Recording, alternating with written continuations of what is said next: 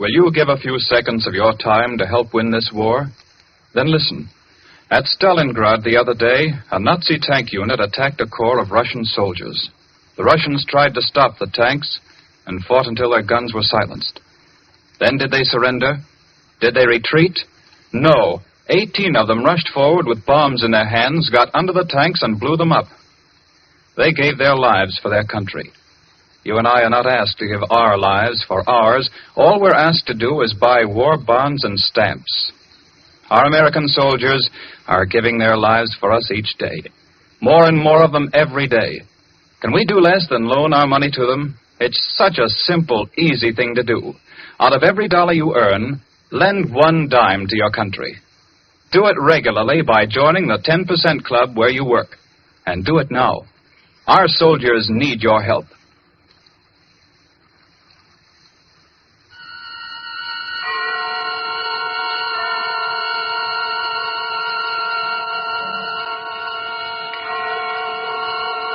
The Columbia Network takes pleasure in bringing you Suspense.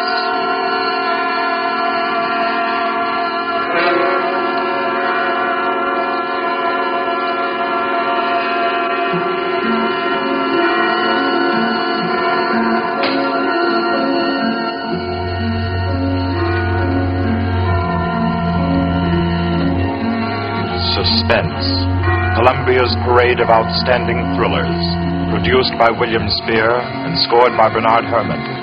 The notable melodramas from stage and screen, fiction and radio, presented each week to bring you to the edge of your chair, to keep you in suspense.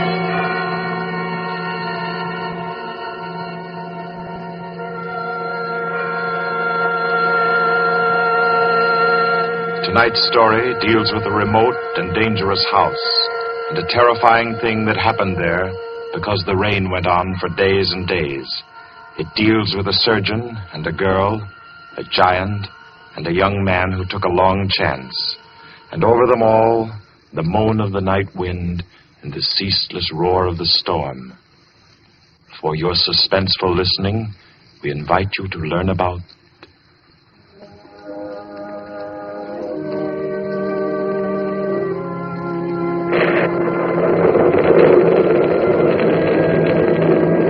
Kettler method.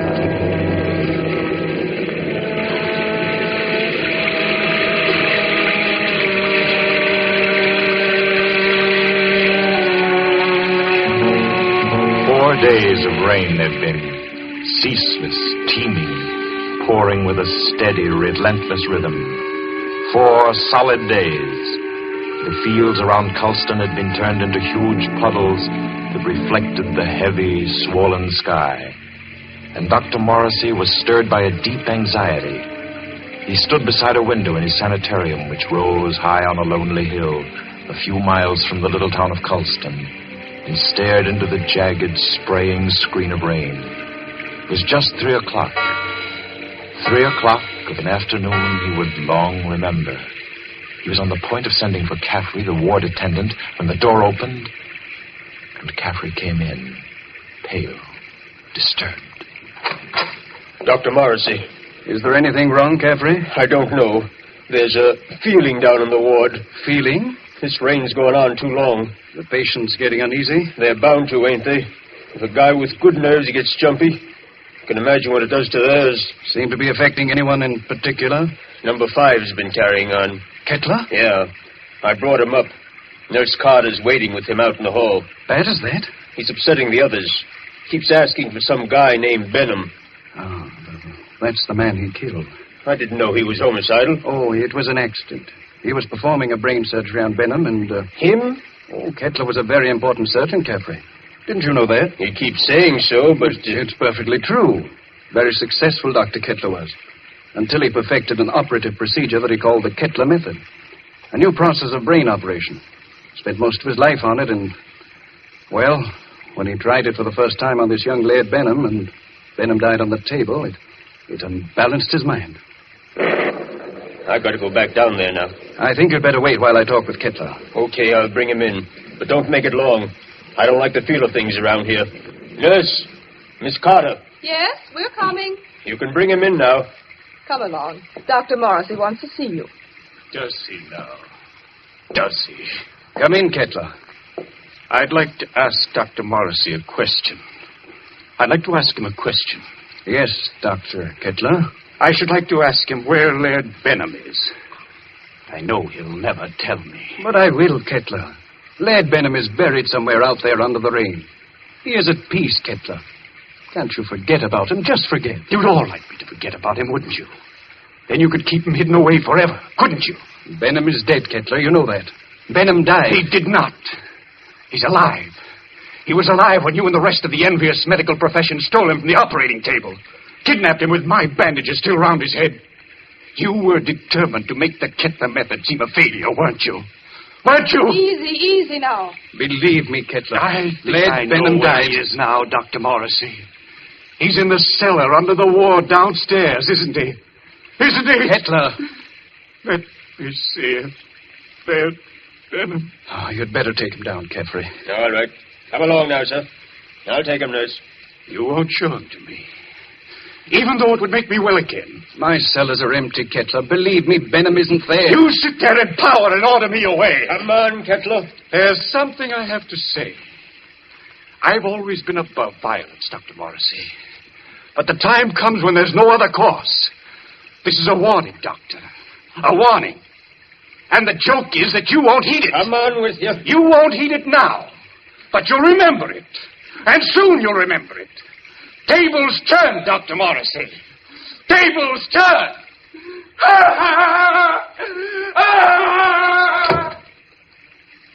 Poor thing. I'm afraid I'm failing with him. Failing completely. But you're not. It takes time to put a man back together. Oh, it's taken me too long with Kettler. I'm beginning to be afraid. If you'll pardon me, Doctor. Yes? I do think you're making a mistake. With him? No, with yourself.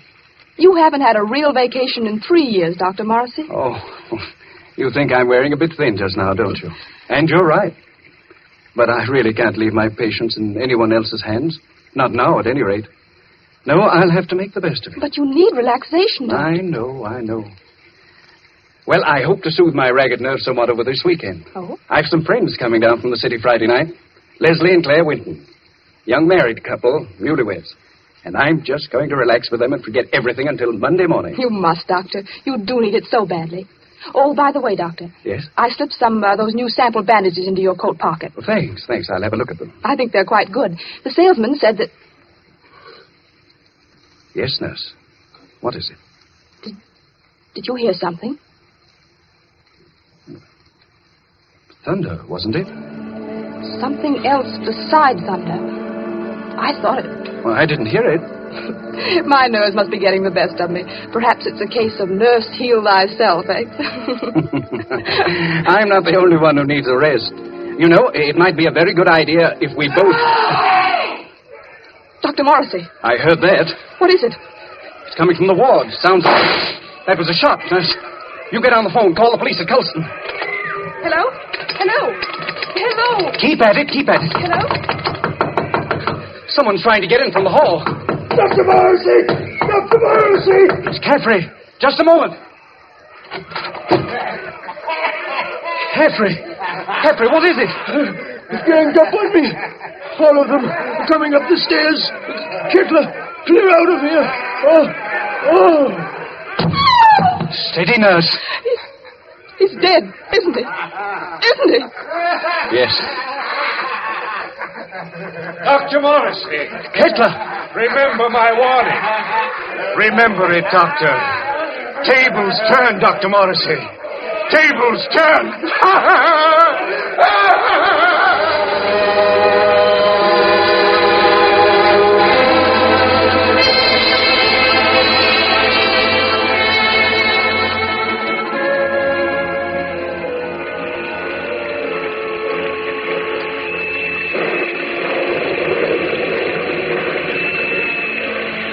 Rained for 3 more days.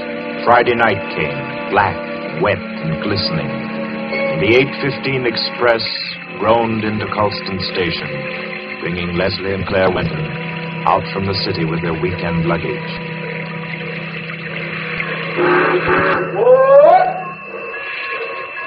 Isn't Dr. Morrissey sending his car for us, Leslie? Yes, Claire. The chauffeur was supposed to drive us over to the sanitarium to pick up the doc, and then we're all going over to his house together. Well, I don't see any car, do you? I don't see anything but water. Maybe we're rowing over in a skiff. Oh, I hate that sound. Like somebody's in agony. I think you're a little depressed, dear. Well, I shouldn't be surprised. My head's still aching dreadfully. Poor lover. How long's that been going on now? Almost a week. It frightens me. I don't think it's anything serious. Waiting in the rain like this doesn't do it any good, I'm sure. I don't understand. Doc's usually so punctual. Right on the dot. You don't suppose we ought to call the sanitarium? You people for Dr. Morrissey, yes? Well, yes, we're the Wintons. Doc sent you to pick us up? I, Cato, Dr. Morrissey's chauffeur. You got luggage? Yes. Here it is. I take. You follow me to car. Come. We're coming. Leslie? Yes? He's tremendous, isn't he? He must be 6.5 feet tall. I'm over 6 myself, darling. He's nearer 8. That's a giant. Get those shoulders. He could snap me in two like a matchstick. Well, I hope he likes us. So do I, light of my life. Waiting. You come, please. But I really don't think he does. Coming.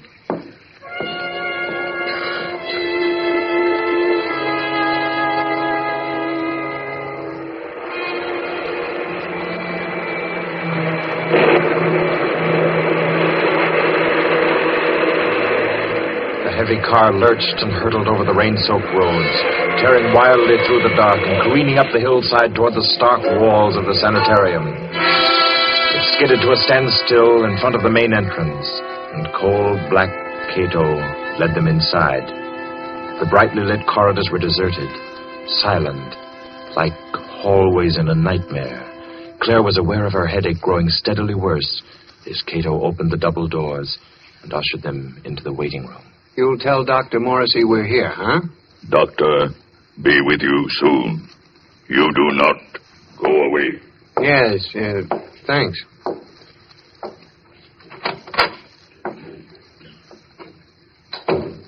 I hope we're not staying in here very long. It isn't very cheery, is it? Oh, I don't like places like this.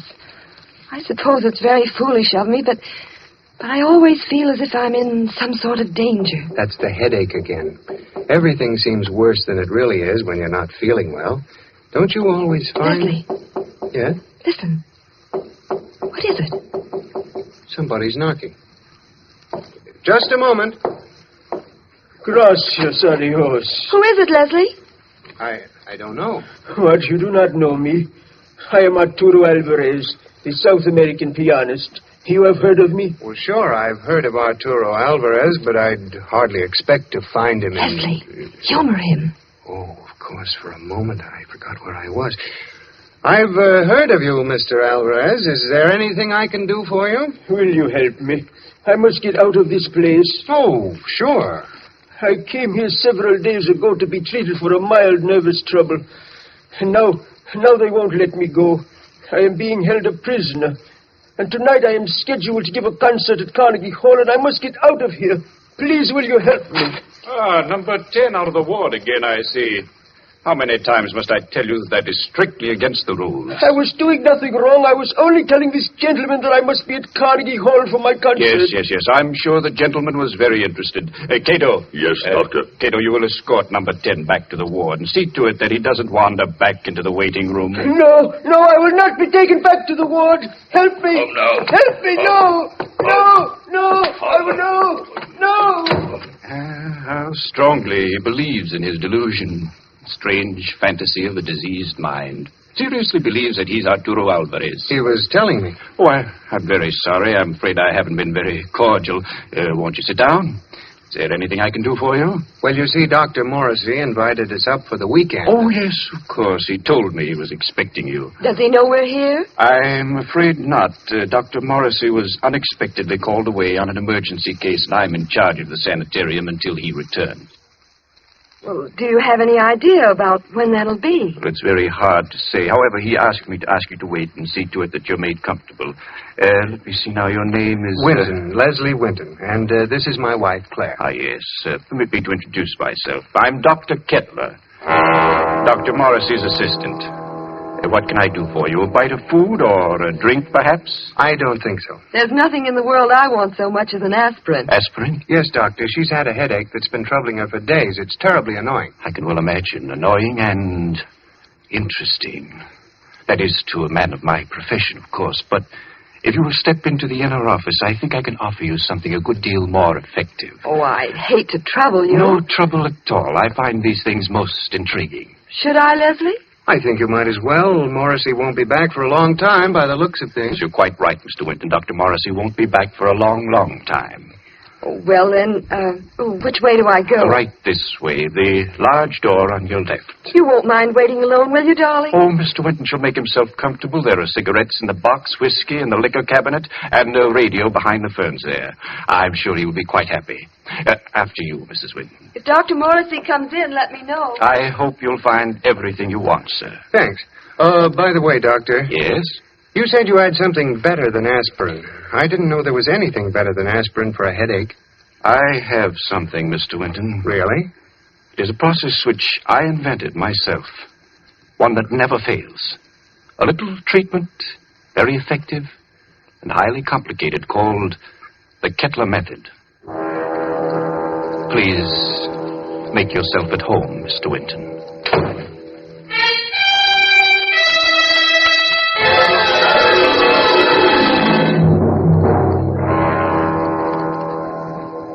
Leslie sat there, alone in the big waiting room for a while.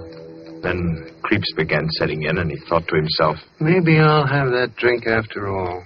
He rose and went over to the liquor cabinet that Kettler had pointed out to him and opened it. Why, there's nothing in here but books. Yes, books.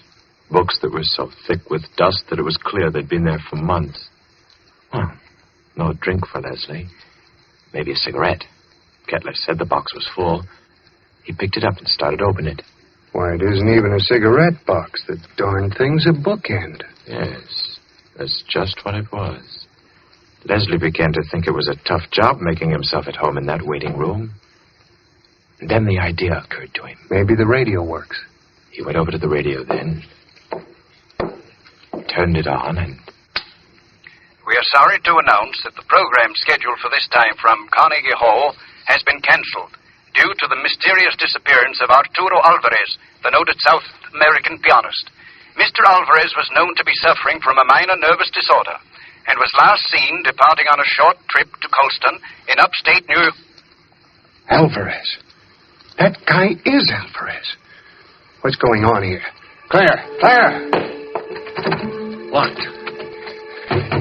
Dr. Kettler, open this door.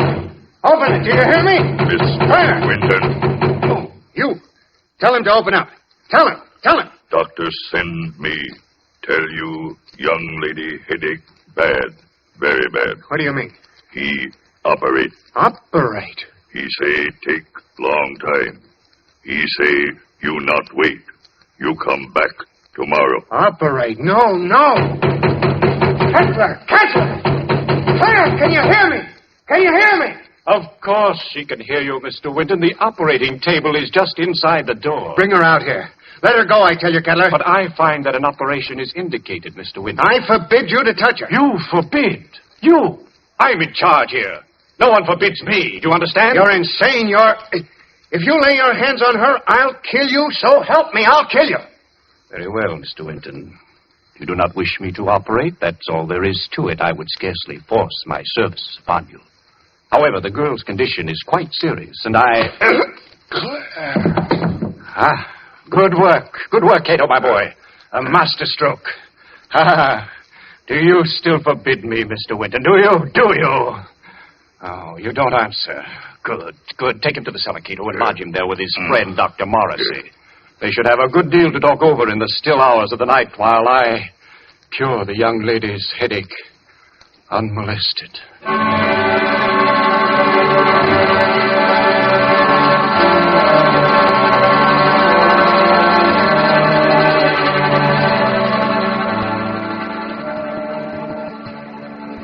You've got to pull yourself together, Leslie. Now try. Try to think. Cato brought you down a few moments ago. You've been hit in the head. Can you remember? Yes. I was talking to Kettler, trying to make him let Claire go. Claire? Oh, good Lord, Morrissey. Where is she? He's got her. Kettler? She's on that operating table up there. We've got to do something. We've got to do something. Well, I'm afraid there's not much we can do. I've been here for 3 days and nights. What happened? It was a nightmare come to life. I'd had Kettler in my office for treatment. Yeah? He was off on a wild tangent, insisting that I had a man whom he had killed hidden down here in the cellar. That I and the rest of the medical profession had kidnapped him off the operating table with his head still swathed. He thinks I've been keeping this venom from him all along, even though I've known that just one side of him would cure his mental disorders. He hates me with every fiber of his twisted brain. He's a dangerous case, Leslie. He'll kill Claire? He may. There's a slim chance he won't. What's that? Well, all the surgical instruments are locked away. It's possible they may not be able to find them. Isn't there any way we can get out of here? Well, wouldn't I have used it? Where does that corridor lead to? To the staircase that goes to the first floor. Well? Not a chance. Comes out in the operating room, and they keep that door locked as tight as a drum. Besides, Kettler still has the pistol he took from my nurse. I've got to think. I've got to. And my head hurts so I can't make good sense. Let's say that. I think they gave you a nasty cut. Oh, it doesn't matter. Say, Doc. Yes? What was his name? Who? The guy Kettler thought you were keeping from him, the one he killed. Benham. Laird Benham. Why? Was he a young fellow? Yes, rather tall, slender chap. Say, Doc. Hmm? Do you have any bandages down here? What? Bandages. Why, yes, I think so. They're stored down here. Enough to bandage my whole head, face, and everything? Why? I might have a chance of getting through that door up there.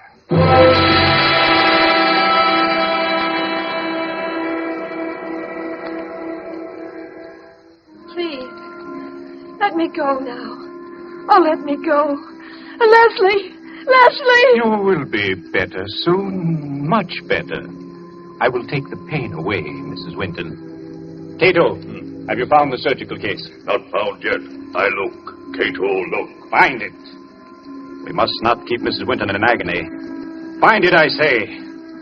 She'll have to create some order in this place.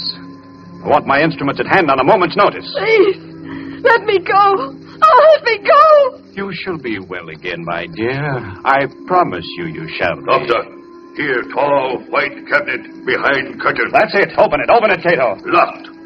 Locked, Doctor. Smash it open. Open it. I do. You'll find scalpels on the top tray. Bring them to me. Yes, Doctor. Is here, Doctor. See, knives. Good, sharp knives. Cato find. He find them. Excellent.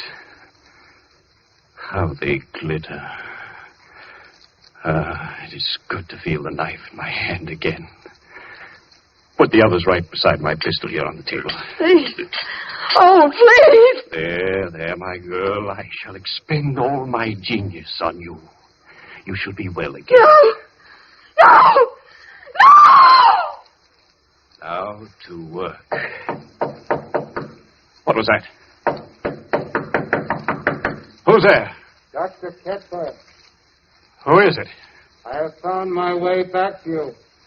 Open the door, Dr. Kettler. I've come back again. Who are you? You remember? You remember Laird Benham? Cato! Yes, Doctor. The door! Let him in! He's come back! Let him in, I say! Yes, Doctor. Oh, let me out of here. He's come back, Cato. Dr. Kettler. Benham, I knew it. I knew it all along. You're alive. You're living. Yes. Living. Yes, Dr. Kettler. You. Just as they took you from the table. Yes. They took me away before the operation was complete. Finish it now. Hurry. I can't live much longer. I'm about to die. No. Cato, get Benham out of the table. Girl on table. Take her off. Take her out of here. Put her in the cellar. Let Benham take her place. At once, you hear? Yes, Doctor. Cato. No, I won't be put in the cellar. I won't. It might be well if you went down into the cellar, you know. It's nice down there. You'll see old friends, perhaps. Old friends who need help. Leslie. Hurry, I say. Yes, Doctor. Come. I'm coming. Are you all right, Benham? Weaker. Cato! Cato, close door.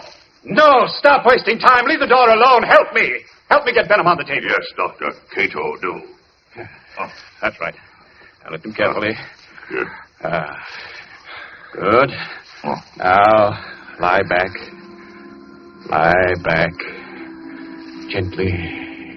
Gently. All right. Careful now. Here we are. Cato, give me the knife. Yes, Doctor.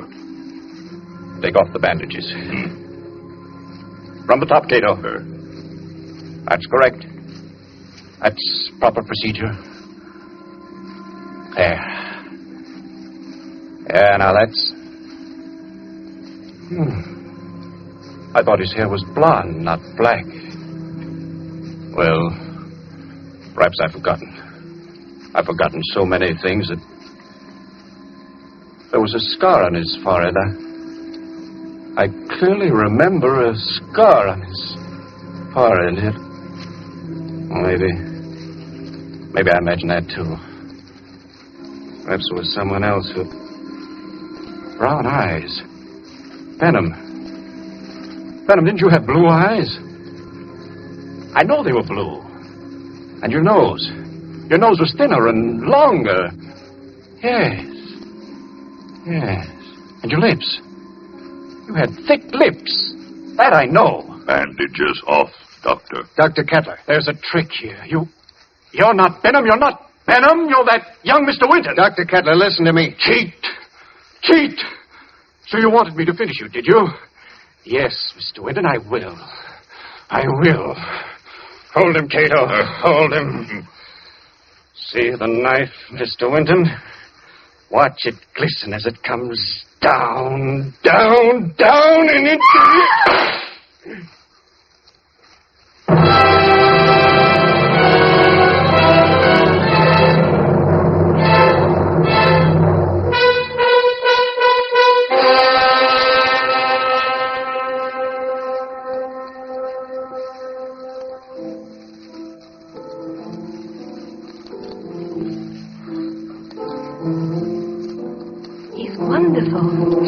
You don't doubt that he's out to Alvarez when you hear him play the piano, do you? That's a marvelous old instrument you have, Doc. It was my mother's. This old house has been in the family for generations. Who'd ever thought we'd be alive to sit in your house and listen to somebody play a concerto? We wouldn't have been. At least I wouldn't have been if you hadn't snatched that revolver off the table right out from under Kettler's nose before they threw you into the cellar. That was the lifesaver. Made the weekend perfect. I'm afraid it wasn't very restful. Hereafter, I'm spending all weekends in a cozy little corner under the L. It was worse for Claire than anybody. She had a dreadful time. It was ghastly, all right. Horrible. But you know something? What? My headache. It's completely gone.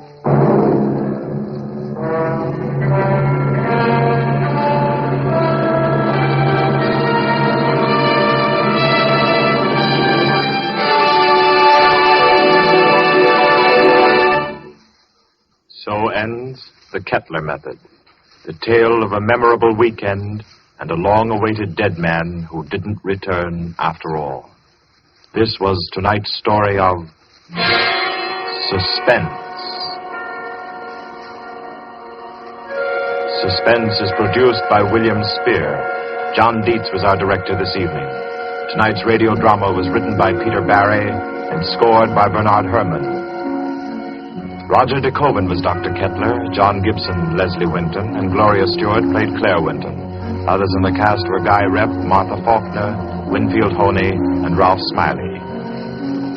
Next week at this time, Columbia will bring you another selected story from the world's great literature of thrills. Another study in suspense. This is Barry Kroger, and this is the Columbia Broadcasting System.